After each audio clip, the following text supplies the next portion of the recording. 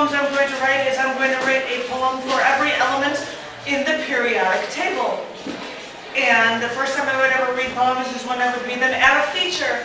And I keep looking at if I've read something at a feature before, I'd read it in open mic, and especially I'm going to do that if I'm going to hop to the next reading, which is on the 14th. I believe Charlie Newman sent an email out for the Art Colony.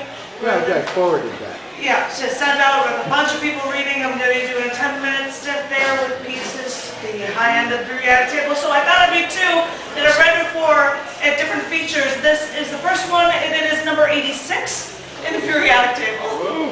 And it is Radon.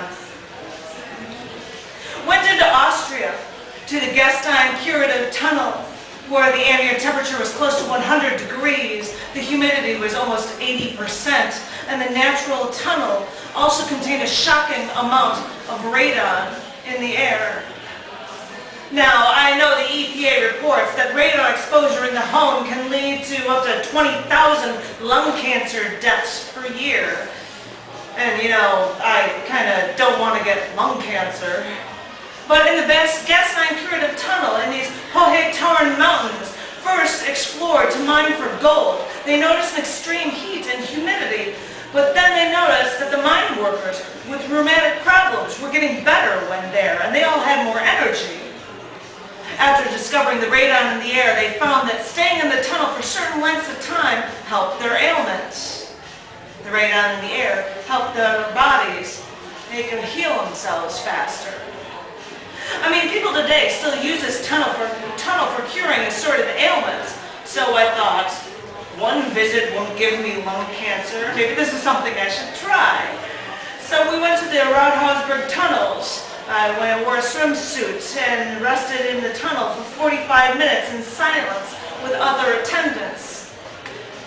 From breathing training, I tried to take deep, long breaths as I lay in the tunnel to get all the air I could to soak in as much radon as I could.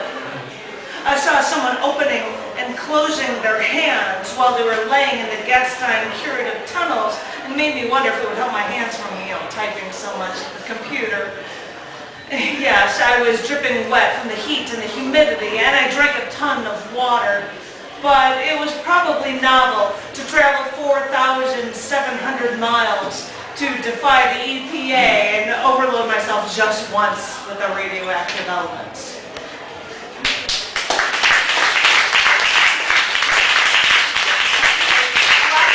A lot of them are very, try to be informative about the element stuff, and he's like, cut some of that out and make it more poetic. So this is something that I read, an edited version of something that I read at the feature at the Cafe Gallery, which I am the host for. Been around since December '96 with David Rubin starting it. Charlie Newman ran for I don't know how many years. It is now Gallery Cabaret. If you want to know anything about it, please come and check me out. But this was something, part of what I had read in one of those shows, and this is poem Copper, number 29. The metallic taste in your mouth isn't just copper. I know you think you know the taste, but look at coin. Since most U.S. coins are usually 3/4 that element, but when you taste that, you get that's usually from your blood. Metallic elements like copper, iron, those are the elements coursing through your bloodstream. They usually give you that copper taste in your mouth. Learn the difference.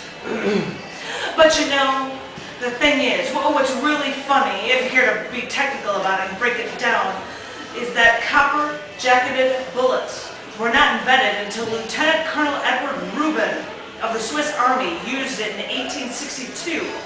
And the first Google search for copper-jacketed bullet actually got a link to making your own copper-jacketed bullets. Because you see, even though there's copper in your blood, I made my own copper jacket bullets, so nobody could trace the bullet just shot through your mouth that is now lodged precariously close to the base of your skull. Actually, it's really funny if you think about it, tasting copper in your mouth.